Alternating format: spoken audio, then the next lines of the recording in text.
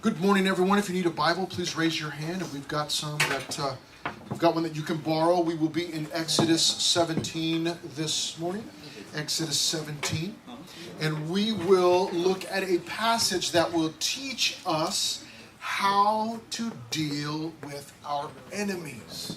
Okay, how to deal with our enemies. So some valuable, very practical info this morning. Exodus chapter 17.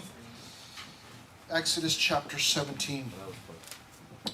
Next Sunday night is the movie night in the sanctuary. And that's for the entire church, but we will have a section for Fusion students, both high school and junior high. We will be watching a movie on the book of Genesis, and whether it is history or not. Is it historical? Is it fact? Is it fiction? And so some great video, and that'll be next Sunday night, 5:30. I'll remind you again at the end. Exodus chapter 17 is all about contention. Contention. If you are one of those old school people that still watches boxing, okay, you will have heard, you will have heard the word or the word contender. You have these two contenders that jump in the ring and they fight with one another. Today's study is all about that. It's about contention and tension between people, but problems between people. And we find out how Moses handles it. And in that, you and I gain valuable info on how we too can handle enemies. Two main divisions in chapter 17. The first is the enemy within, who we will see in just a moment. And then the second section is the enemy without, or the enemy outside of their camp. Let's look at, beginning in verse 1, our first section, which is the enemy within, which we find out is Israel itself, fighting with themselves. Verse 1, then all the congregation of the children of Israel set out on their journey from the wilderness of Sin, or Zin, according to the commandment of the Lord, and camped in Rephidim. But there was no water for the people to drink. Therefore the people contended with Moses. Keeping in mind that picture of two boxers jumping into the ring, ready to beat each other's brains out. Therefore the people contended with Moses and said, "Give us water that we may drink." So Moses said to them, "Why do you contend with me? Why do you tempt the Lord?" There is this contention there between the children of Israel and Moses, their leader. Now, in the event that you're not sure what is really going on here, let me just bring you up to speed real quickly. God was using Moses. He had used Moses already to lead the people, the children of Israel, out of Egypt. They were slaves there. And as they've started their journey toward a promised land, God promised them a land, the land of Canaan. As they are on their way there, they are encountering problems, both from outside of their group and, as we can see, from inside of their group. And along the way, as they deal with these problems, God deals with them, also addresses these things. They're learning things along the way. You may remember, we recently read about the children of Israel wanting to be hungry, or not wanting to be hungry, they wanted food. There was a shortage. And they actually said to Moses, "Why didn't you just leave us in Egypt to die sitting next to pots of meat?" So they, in their minds, they thought, hey, it would have been better to just stay in Egypt as slaves and die with a full tummy, is what they were saying. And God, in that instance, provided for them in a miraculous way. He sent birds for them to eat, and then sent manna in the mornings, or remember, miraculously sprinkling manna over them. And so they learned through that event that God could provide, that He could and would provide for their needs. Well, here is a little bit further into their journey, and they come to this place called Rephidim, and what they find when they get there is that there was no water for the people to drink. So what do? Well, they do what any sane individual, any follower of God would do. They turn toward the leader and they want to kill him, because that's what we do. Oftentimes when you and I find ourselves scared over something, worried about something, that can translate into anger on our behalf toward somebody. And most often it is toward a leader. When we go to Target and we're looking around and we find that there is no toilet paper in this whole place. Some may be led to say, man, I just hate Trump. I can't believe that he got rid of all the toilet paper. When we go to our favorite restaurant, and what, the restaurant's closed indefinitely.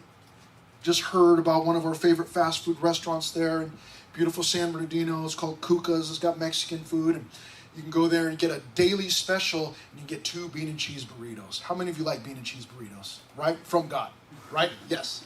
Bean and cheese burritos. And my son came back, he went to pick something up, and he's like, hey, dude, it's closed. And he had to go to a different location, but it's closed.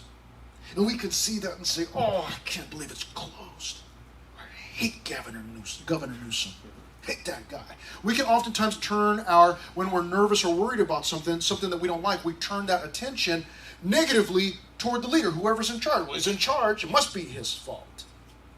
But I want you to take note in verse 1 when it says that they were traveling from their journey from the wilderness of sin. Help me out in verse 1. According to the commandment of the Lord. Yes. So God is directing them. So that means that God directs them to Rephidim, where there is no water.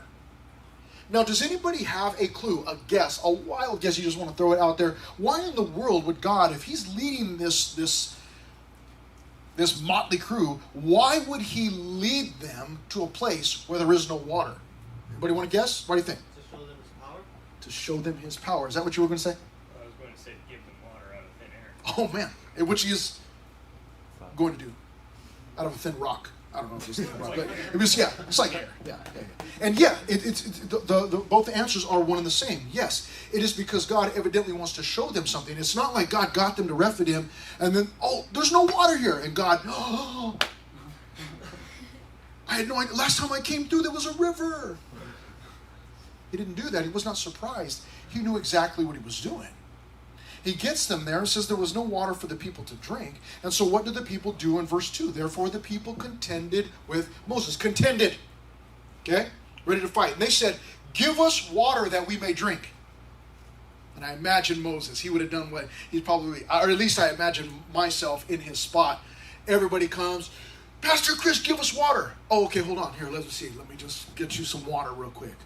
What do you want me to pull out of my pocket, out of my shoe? In his case, out of his sandal. Where do you want me to get water from? Like he's just going to all of a sudden just pull some water out of his hat? That's not going to happen. So they come to him, give us water that we may drink. So Moses said to them, I love this in verse 2, why do you contend with me? Why are you trying to jump in the ring with me? And then he says in verse 2, ask them a second question, why do you tempt the Lord?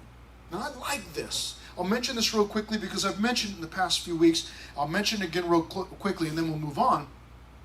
He does not take this personally. He knows that their worry and their anger, though it's directed at him in the moment, he knows, look, this is none of my doing. God brought us here. God knows what you need. And so he says, why are you tempting the Lord? He immediately takes what is thrown at him and he gives that to God. I like that. That we'll come back. We'll take note of that and we'll come back to that a little bit later.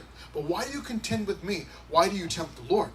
And the people thirsted there for water, and the people complained about Moses. Number one, the enemy, they're motivated by their worries about water. So, because they did not have water, they freak out on Moses. I mean, it sounds so simple when you say it like that. Like, really? That's what caused you to want to fight with Moses and doubt God? Seriously? Because you went to the store and couldn't find toilet paper? I'm sorry, because you couldn't find water? Really? So you doubted God because of that? They doubted God because of that. Because of their worry, it turns into anger toward Moses. And in verse 3, the people thirsted for water. The people complained against Moses and said, "Why is it you have brought us up out of Egypt to kill us and our children and our livestock with thirst?" You just brought us out here to kill us. You went through all of that madness, all of that mess, just to kill us. It's funny that how unreasonable they are. Really? That's what you're thinking? That Moses has gone through all of this drama just to bring you to Rephidim, just to kill you by you dying from thirst? Seriously? That's what you think? But again, oftentimes in our worry, we become irrational. And we think all kinds of crazy things and blame things on people that just it's not absolutely not true. So in verse 4, we see this about Moses. Moses cried out to the Lord, saying, "What shall I do with this people?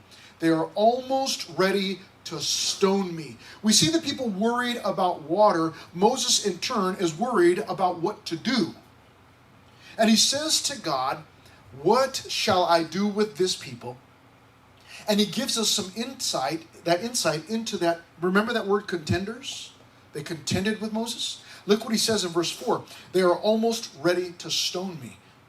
Now, that does not mean like, some of you when you were younger, perhaps you had dirt clod wars. You and your cousins get together, hanging out, family party, whatever's going on. Parents are inside, they're having a great time. You're outside throwing dirt clods at your cousin, or they're throwing it back at you. And it's all fun and games until your cousin gets hit in the side of the head, starts crying, goes inside, you get busted, get sent upstairs to the room or whatever. You can't play anymore, we're never having people over or whatever. We're not talking about dirt clods being thrown back and forth at one another. When he says they are almost ready to stone me, what he's saying is these people are about ready to kill me. That's how serious this was. Seriously. Now, I can somewhat understand these people. For a dad, with a family, a wife and kids, he would be concerned not only about his own well-being, but about the well-being of his wife and his kids. And maybe he's got livestock, he's got animals, whatever he's got. So his livelihood, everything that he is really living for, is being threatened by this shortage of water. So I can understand that. What troubles me is that they've been through this type of thing before, when they didn't have food. And they saw God provide. But that worry can cause us to block out all that God has done in the past. We forget all about it, right? I don't know about you, but I do that at times. How many times have I seen God provide for years and years and years and years and years and years and years? And yet I can still come to those places where I doubt because of some circumstances. I can in a moment doubt God and forget about his faithfulness. And then I can begin to fight with other people in my family. Causes tension between us. We begin to contend with one another. So I understand somewhat where they're at. The problem that I have is that they've just recently seen God provide. Well, not just recently. They've been watching God provide miraculously for at least a couple of months now. So Moses is worried about what to do, and what he does is he cries out to the Lord. Well, take note of that also. Moses, when he was worried, took that to God. That's a good thing. I need to remember that. And then he says they are almost ready to stone me. Now, beginning at verse 5, what do we see? Well, God now is in the mix, so water is provided. But I asked you a question. Why is God now in the mix? I mean, he brought them to Rephidim. He knew there was no water there. And he only now gets involved. Why is that? It is because Moses invites him in. When Moses says, look, there's no water. What am I going to do with these people? They're ready to kill me. What he does in doing so, in taking his worry to God, he invites God to come in and work. And now that God has been invited, let into work, God is able to freely work. This is a lesson that you and I want to learn as soon as possible. The earlier we get it, the better off we'll be. That when I have a worry, a concern, that the sooner I take that to God, the sooner he can begin to work. And Moses gave him that freedom. He opened the door and said, hey, God, I've got this problem. Come on in. And he invites God in. And what does God do? God does what God always does. Verse 5, and the Lord said to Moses, go on before the people. Okay? What he does is, God begins to direct Moses. And he's directing him toward an answer and away from his worry. But it is because Moses has given him the freedom to do so. And he begins to give them instructions here to Moses. And the first thing he says is, go on before the people. So, lead the people. You see, you can't lead from behind. Go on before the people. He tells them, secondly, take with you some of the elders of Israel. Take some of the leaders, take some of the elders with you. We need some witnesses for what's about to happen. Also, he says in verse 5, here's the third thing, take in your hand your rod with which you struck the river, and go. So, go before the people, take some witnesses, and then take that stick. This is the same stick that Moses walked into Egypt with. He was a shepherd. And he comes before the king of Egypt, Pharaoh, looking like a shepherd, into the royal court with all of its, with all of the pomp and circumstance of Pharaoh and his royal court. In comes this shepherd, and the shepherd comes in with a stick, smelling like goat still, fresh off the range. And he comes with this stick, and God says, okay, bring that same stick. Okay, I want you to bring that with you. And he says in verse 6, behold, God says, I will stand before you there on the rock in Horeb. It is clear in verse 6 that God has no intention of sending Moses to Horeb. In fact, God does not send his people anywhere. We've seen this before in the life of Moses early on. We also saw it in the life of Abram. If you were here for Genesis chapter 12, it seems like it was years and years and years ago. But if you were there for those events, as we went through them, you realize something about God. That God does not send Abram. He does not send Moses. He does not send anyone. He invites. It is always an invitation. So God says to Moses here, I want you to go to Horeb. Sounds like you're sending him. I want you to go to Horeb, and I want you to take some people with you, and I want you to take the stick. But then he reveals in verse 6, behold, I will stand before you on the rock in Horeb. In other words, God says, let's go to Horeb together. Now, I like that. It is always, or I should say most of the time, depending on the circumstances, it is always fun and good and encouraging to have somebody along with you. Some of us are introverts. Any introverts in here? You're like, yeah, I'm so introverted, I don't want to raise my hand. I don't want anybody to look at me. Some of us are introverts. And we're okay going places by ourselves. Not a big deal. Go to the mall, go to the store, go to church, go to wherever, by myself, not a big deal. I can listen to whatever kind of music I want to listen to, right? I can get up and go do whatever I want. I don't have to, check with anybody, okay, or you want to. I don't have to do any of that. Just go by myself. And then some of us like to have companions everywhere we go. Some of the ladies, right? You can't go to the bathroom unless there's 6 of you. A lot of us are like that. Even some of the guys like to have somebody with us all the time. To the thought of walking into a room by yourself. It's terrifying.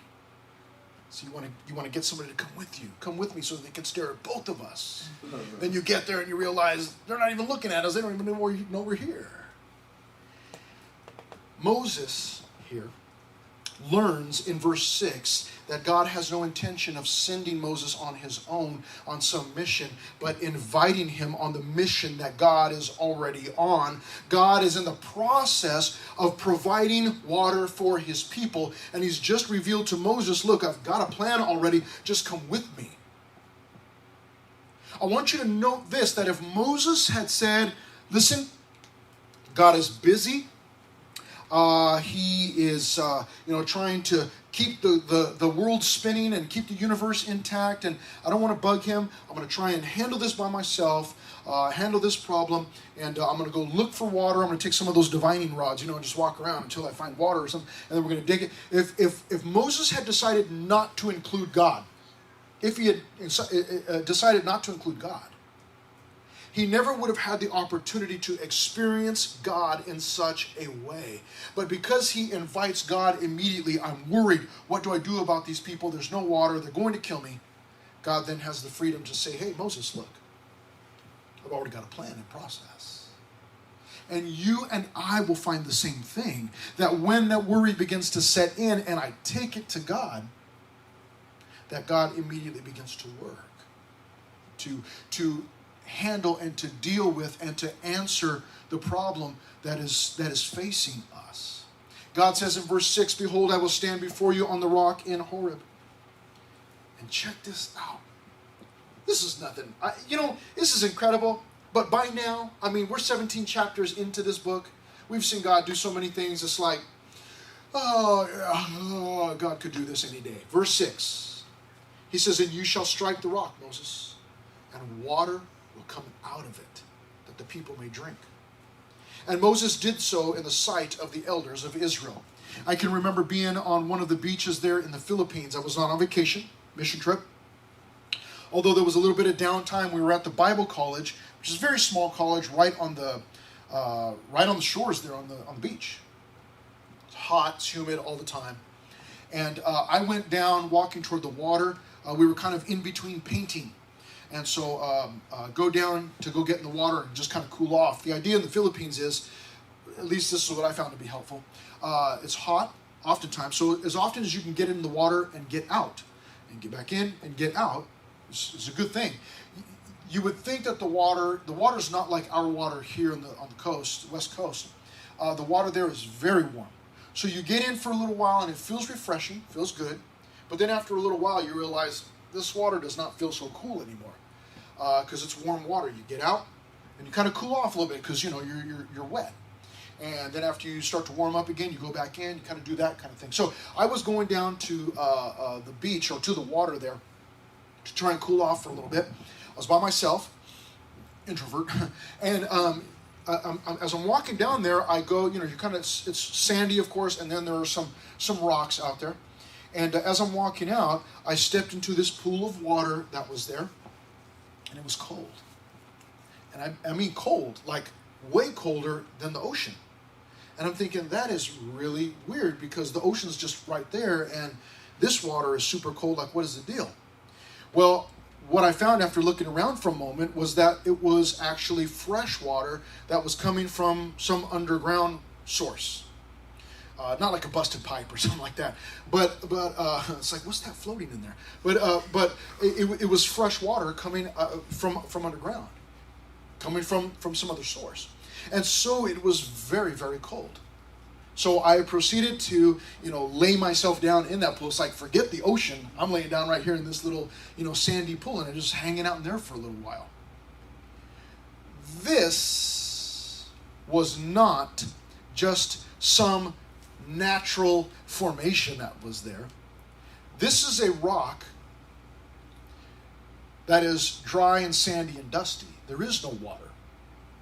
Not until Moses, by faith, strikes the rock. But he must, by faith. Imagine, you and I'm still planning a trip for the guys to go to Joshua Tree National Park, go climb on boulders and roll in the dirt and whatever else you guys like to do. Yeah, right? Now that we're men, right? But imagine being in Joshua Tree National Park. I don't know if you've ever been there, but if you go there, you will find that it's dusty. It sounds gross, but it's incredible. Okay? and you will very rarely find any water there. It normally is caught in little pools, maybe in the rocks, where there's an indentation and there might be water there. There might be, okay? But it's just dusty. And none of us would ever imagine, and rightly so, that, hey, let me just go hit this rock and water will come out. That doesn't happen. So this is a miraculous event, obviously, a miracle performed by God. But he goes to this rock and hits it, but he's got to do so by faith. If we're at Joshua Tree National Park and I say to Jordan, we're out of water, would you go over to that rock and go hit it with your stick and get us some water? That would be ridiculous, right? He would go over to that rock and he would pull out his phone and call the police on me. Like, this man got us out in the middle of the desert and there's no water and he wants me to hit rocks, We're not doing that. So Moses, by faith, now listen. Does anybody remember who is with Moses? There's God is there and Moses is there. Is there anyone else there that's with them? The elders. Yes. The elders. Now, imagine the elders are watching their leader. And the leader says, hey, stand there, watch this. And he goes over to a rock with his stick and hits the rock. What are they thinking? They're thinking, I need to pull my cell phone out and call the police on this guy because he's lost his mind. He's lost his marbles. So he has to, in front of those elders, those leaders, go over and hit a rock, something that seems completely ridiculous. If you're looking for water, you're not going to find it there. Yet, that is exactly where he finds the water. Not because the water was in there. It wasn't like a gender reveal. Pop the balloon, boom, there's the water. Oh, so exciting. There was no rock in the water. It was provided by God through this act of faith on behalf of Moses. But he had to obey what God was telling him to do. And so there are things that seem crazy to us and to other people. Like somebody is bullying you or has treated you wrong, done something to violate you. And the Bible says, love your enemies. And so you must, by faith, in obedience to God's word, love your enemies. That does not mean that you have to allow yourself to be violated or attacked. That's not what I'm saying. But we are responsible for loving our enemies. And people would look at us and go, you're crazy. Why would you love that person that did such and such to you? By faith. I'm doing what God has told me to do, instructed me to do. So Moses had to do the same. And so in verse 6, God says, listen, I'll be standing there on the rock before you. I'll be with you. I'm leading you there. Strike the rock. Water will come out of it that the people may drink. And Moses did so in the sight of the elders of Israel. Imagine those leaders. No, seriously, he hit the rock with a stick and water came out. Everybody shows up. Oh, water. They're filling their jugs. Man, how did you find this place? Imagine. Your dad's like, with Moses and he hit I don't know what he was doing. He was hitting a rock with a stick and water came out of it. Now he's got testimony. Now he's got witnesses. So Moses did so at the end of verse 6 in the sight of all the elders of Israel. So Moses called the name of the place Massah, which means tempted, and Meribah, contention, because of the contention of the children of Israel. And because they tempted the Lord, saying, is the Lord among us or not? So evidently at some point, they were questioning God. Look, is God here or is he not here? Now we've seen the enemy within. They were worried about water. Moses worried about what to do, and yet God provides that water. Let's look at what's going on with the enemy without. We saw the first that the enemy within was Israel. Now we see that it is the enemy outside of the Israelites named Amalek. Verse 8. In verses 8 and 9, we are going to see the plan. Now, Amalek came and fought with Israel in Rephidim. Now, what a terrifying thing that must have been. It's one thing to be at your home and somebody attacks you, which is not a good thing, or it would be a scary thing. But at least you've got your home. You're in a familiar place. You know where the safe places are. But imagine you're out in the open and traveling and you're attacked that way. It is important for you and I to understand that the fact that you and I, number one, are on our way somewhere. This world, I've told you this many times before, this world is not our final destination. It is not our home. Regardless of how many years you spend here, this is not your final resting place. Now that is wonderful news, because this world is so topsy-turvy. But good news. The worst that this world can be is as bad as it will ever get for you and I, because we are headed for something far greater than this. There are many people for whom this world is the best that they will ever experience, because they will continue to reject God and his means of salvation, Jesus, and they will find themselves in eternity in hell. And this will have been the best that they ever experienced. How sad is that? These people are on a journey. So you and I are on a journey. We're going home. You must understand that because we belong to God and because God is leading us and protecting us and providing all of those things, which he is. But that does not dismiss us from experiencing attack. We all know this. This makes sense to us. But sometimes we experience hardships or difficulties or attacks from people, and we think, oh, how could this possibly be? I thought God was on my side, and why would God allow this? God must not really be there, or this wouldn't have happened. No. That is going to happen. The enemy is going to attack.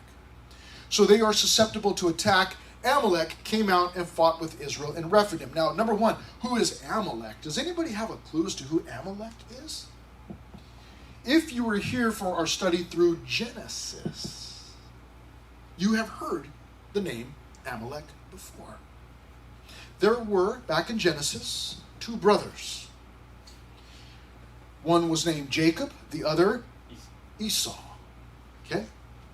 Jacob ends up becoming who? Does anybody remember who Jacob ends up becoming? Israel. He gets his name changed to Israel, but then he eventually, his family, as it grows into the children of Israel. That's who ended up in Egypt. Those were God's people. Esau, on the other hand, there was definitely a difference between him and Jacob. Esau at one point wanted to kill Jacob. So there was contention between the two. There was a difference between the two. Well, when you go back and you read to find out who Amalek is, you find out that Amalek is one of the descendants of Esau. And now we see these descendants attacking the descendants of Jacob, the Israelites. So that contention is still there. So in verse 9, Moses said to Joshua, choose us some men and go out and fight with Amalek. Tomorrow I will stand on the top of the hill with the rod of God in my hand. Now, there are tests of faith all over the place. Note what Moses says to Joshua. Listen, gather up some soldiers, and I want you to go out tomorrow, and I want you to war with Amalek. But don't worry, I'll be up on the hill.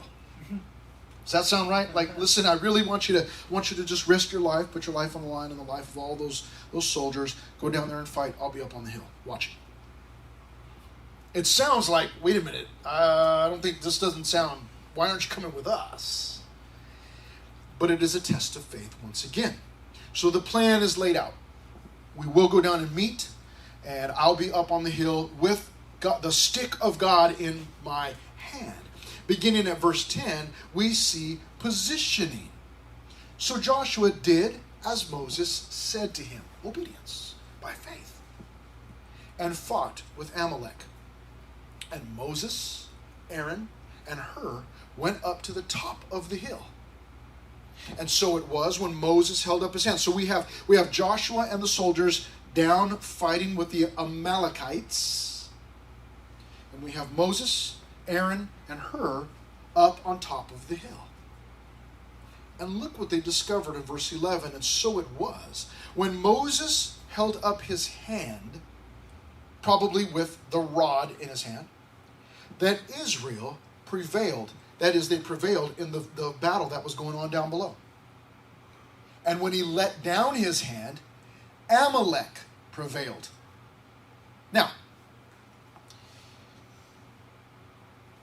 again, Moses, by faith, realizes that when I keep my hand up, we win. I assume, it does not say here, I believe that it's safe to assume that God was directing Moses in all of this. Now, we're not told that expressly, but he must have been. I don't think that Moses just dreamed this up. I don't think this would have been the type of thing that Moses would have dreamed up on his own. This sounds like a plan from God, something only God could do. Like, just go up on that hill, lift your hand up, and you'll win the battle. All right, makes sense, right? No, but that's God working. And so it was. Okay, verse 12. But Moses' hands became heavy. Anybody in here ever done that challenge where you just stand and hold your hand out and see how long you can keep it up? And it's like, I could be here for hours. And after like 45 seconds, oh my gosh, my arm's going to fall off. And then add something to it. Like you just put something in your hand and hold on to it. Let's see who can, keep it out the longest. It's like, not a big deal, it's not, I just got my phone in my hand, whatever. And after 30 seconds, it's like, oh, my arm's going to fall off. Moses is standing there with his arm up, and as long as he does that, the children of Israel are winning. However, as he begins to drop his arm, verse 11, and when he let down his hand, Amalek prevailed. But Moses' hands became so heavy. They became heavy. So they took a stone and put it under him. Who put a stone under Moses? Who was there? Aaron. Aaron and Hur. Yes, Aaron and Hur. They put a stone under Moses. And it says in verse 12, and he sat on it. It's a good start. Okay? Old man, get him something to sit on. And Aaron and Hur supported his hands. One on one side and the other on the other side. And his hands were steady until the going down of the sun. Now this is a little bit funny for me, because I'm thinking Aaron ran and said, sit him down. So he sits down. Okay, I'll hold this arm up, and Hur, you hold the other one up. And I think, well, that was very, very nice. But me and my practical, puny little brain, I'm thinking, if I'm Moses, even with my hands up, it's like, isn't all the blood gonna stop circulating and kind of rush down, and my arms going to fall asleep? You get that tingling sensation in your arms. It seems like at the end of it, when they're won the battle, I imagine Aaron and Hur just dropping his arms because they're excited, and it's like whoop, he just dies. He's trying to celebrate. Sometimes when your foot falls asleep and you're trying to get out of bed, and it's like I can't feel anything. Right? Can you imagine Aaron? Moses he's all excited. At the end of it, it's like, whoa. And they're like, Moses, why aren't you celebrating? I am. My whole body's asleep. Aaron and Hur, again, we see it over and over and over again. For some reason, they have it is in their mind that as long as the hands of Moses are up, they're winning the battle. Whether it was God that told them that, whether it was Moses that told them that, or whether they realized, however they found out or realized it, came to realize, they, by faith, had to act on it. If you believe that victory is ours as long as his hands are up and his hands are dropping, then by faith you must lift his hands up. And so they did. The story of the Exodus is so much more than just getting them out of Egypt. It is the story, the picture of a dad, a father, a good father, training his children for something greater. In order for the children of Israel to fully experience and appreciate all that God had planned for them in the land of Canaan, the promised land. A land flowing with, yes. In order for them to fully appreciate what God had there, they had to learn about God's provisions along the journey so that when they got there, they would realize this is from God. And so that is what a good dad does. Some of us have had good dads. I had a good dad. I've not talked to him in many, many years now, but growing up, he was a great dad. Taught me how to hit a baseball. We would go outside for hours in the driveway, and he would pitch pinto beans at me in order that I might train my eye to see that tiny little pinto bean. And if I could hit that pinto bean, then certainly I could hit a baseball. Hours and hours. We had so many bean plants growing outside. It's like, crack. Oh, there's another one. A few months later, there's a bean plant growing, We're Hispanic. We eat beans, right? So, but he for many hours. And there were many other things that he taught me to do. I was blessed in that way. Now, he was not a Christian for many of those years, so I did not really learn about the Lord. I learned lots of other valuable info, but not really about the Lord, not till much later. But these are the things that a good dad does. Some of us have not been blessed with that.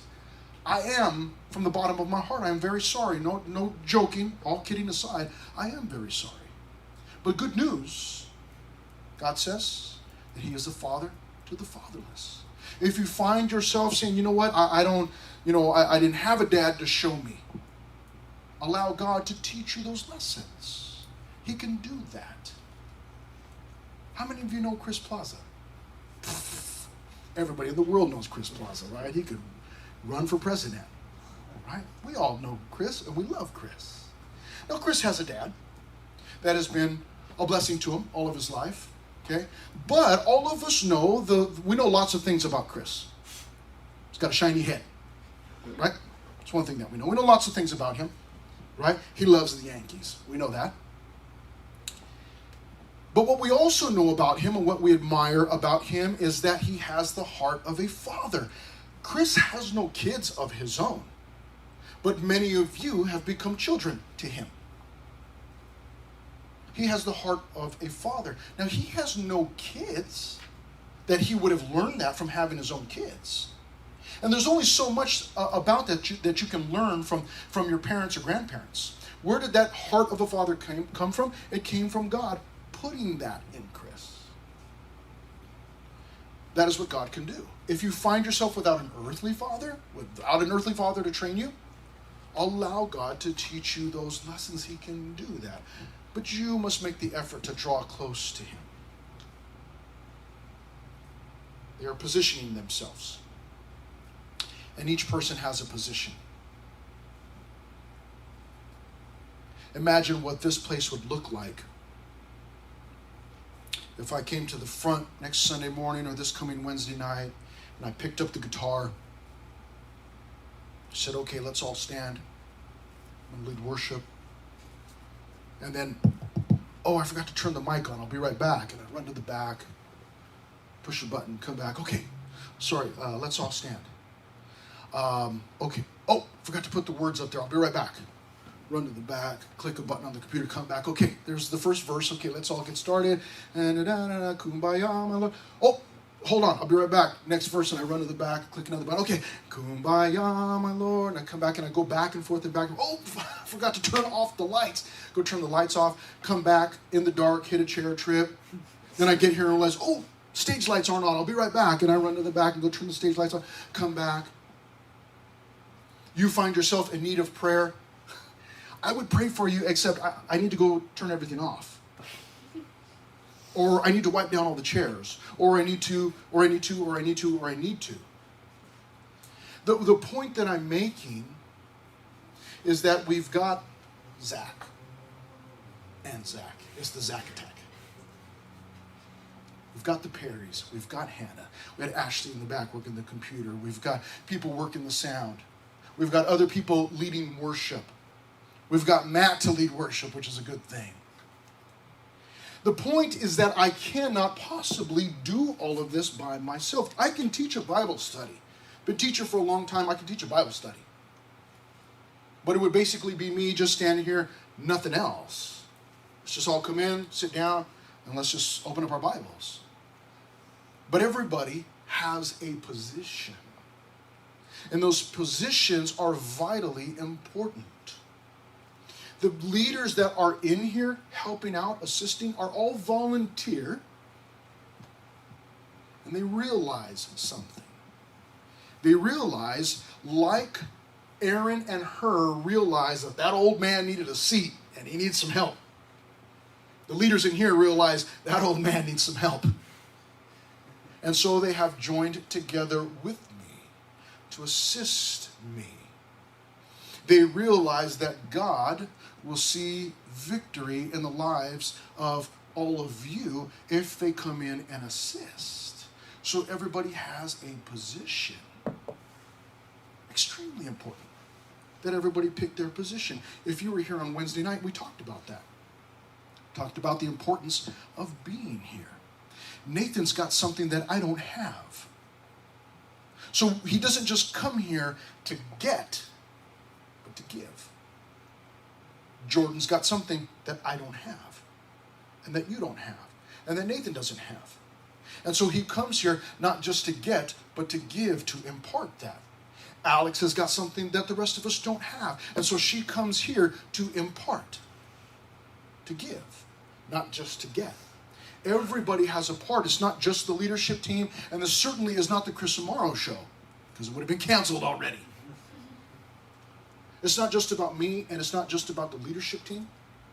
It's about every single one of us having that mindset that when I go to church, I'm going there to be a blessing to somebody.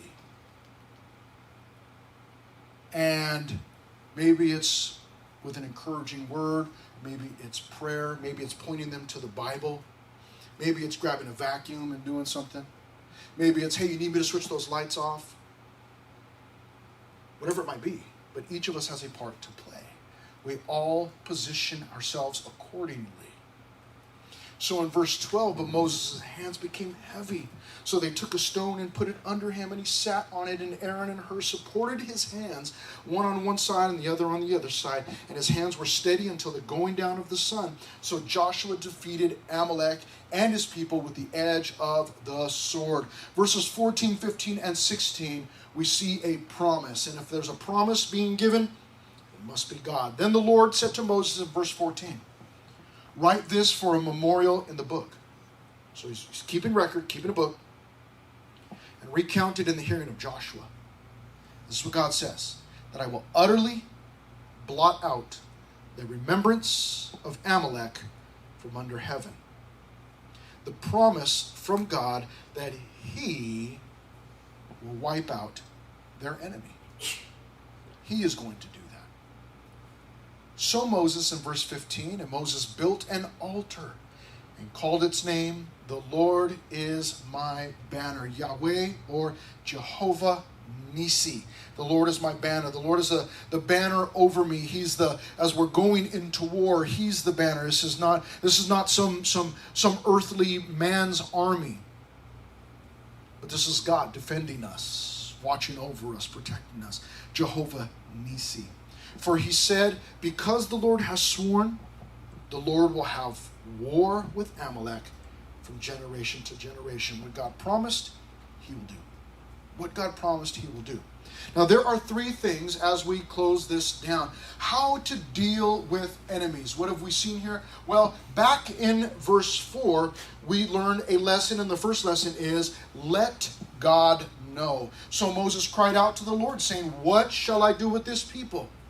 They're almost ready to stone me. It is so important that you and I learn to take our problems to God, our worries.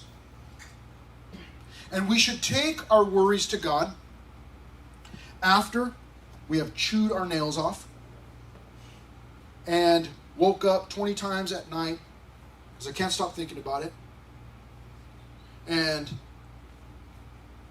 gotten freaked out over it, gotten angry and argued with my parents. So I should do all of that stuff first and then take it to God, right? Moses immediately takes it to God. So you and I must learn the very first reaction must always be, but what about God? What does God say? God, here, I've got this worry. It's now yours. Go. Let God know.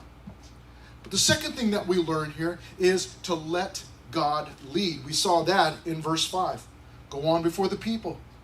Take with you some of the elders of Israel. Also take in your hand your rod. He gives them instructions. Let God lead. God was allowed to lead because Moses had immediately invited him in. I'm worried. What should we do? And lastly, we saw that further on down the section in verses, beginning at verse 10. Well, beginning at verse 9, actually, with Joshua and Aaron and Hur. Let others help. Let other people get in the mix. And by others, I don't mean all of the people on your softball team. I'm talking about Christians. I'm talking about this family that you have here. Sunday nights, or Sunday mornings, Wednesday nights, different events. You come here and you say, hey, I'm freaking out over this thing. And you allow that person to come in and help you, to assist you, to encourage you, to go with you to God, to remind you of those things. Too many of us want to be lone rangers. Just do it all by myself. I don't need anyone. I don't need anybody's help. In fact, I don't even need God. I'll just do it by myself. But we must let God know, let God lead, and let others help. Let others